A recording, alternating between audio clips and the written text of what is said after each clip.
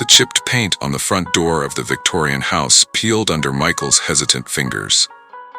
He'd needed a fresh start, and the dusty, forgotten town of Havenwood seemed like the perfect place to find it.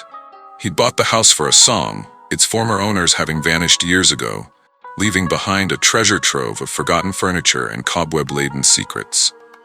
One of those secrets resided in the attic.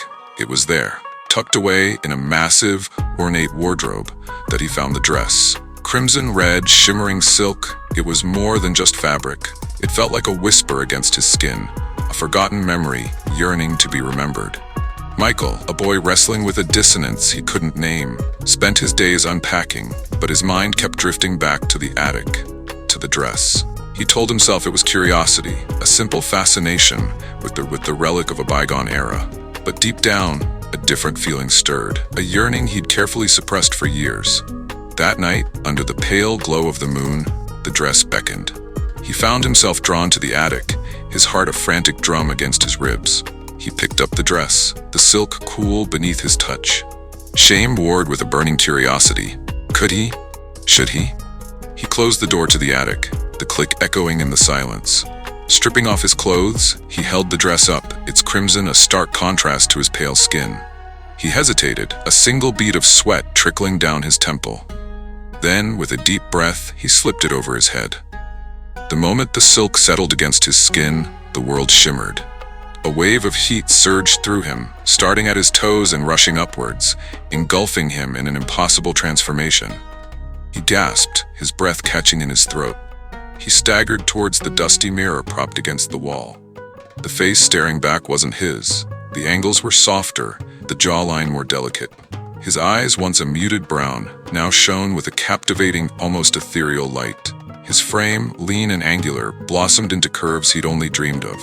Breasts swelled against the silk, hips flared, and his hands, calloused from years of hiding, became slender, elegant. He was a woman.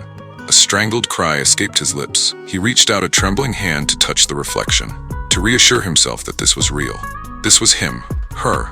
The shock was too much. The world tilted, then dissolved into a swirling abyss. He awoke on the attic floor, the red dress tangled around him. Sunlight streamed through a crack in the boarded-up window, illuminating dust motes dancing in the air. He sat up, his body screaming with unfamiliar sensations. The transformation wasn't a dream. He ran trembling hands over his chest, feeling the delicate curve of his breasts. He looked down at his body, at the hips and thighs that now defined him. He was Maria. Panic threatened to overwhelm him. How could this happen? What would people think? The world he knew, the life he'd built, crumbled into dust. But beneath the fear, a flicker of something else ignited. A spark of recognition, a sense of belonging he'd never known. He spent the next few days in a daze, alternating between terror and euphoria. He learned to walk in his new body, to move with a grace he never possessed as Michael. He studied his reflection, memorizing the contours of his face, the way his hair framed his jaw. He knew he couldn't stay hidden forever. He had to make a decision: return to his old life, pretend this never happened, or embrace this new identity, this truth that had been buried within him for so long. The answer came one evening as he was sitting on the porch, watching the sunset paint the sky in hues of orange and purple. He realized that running away, hiding, pretending, those were the things he'd always done. Now, for the first time, he had a chance to be truly himself. He took a deep breath and stepped out. Life as Maria wasn't easy. There were whispers, curious stares, and the constant fear of being exposed as a fraud. But there were also unexpected kindnesses, genuine connections, and a sense of peace he'd never known before. He learned to embrace the woman he had become.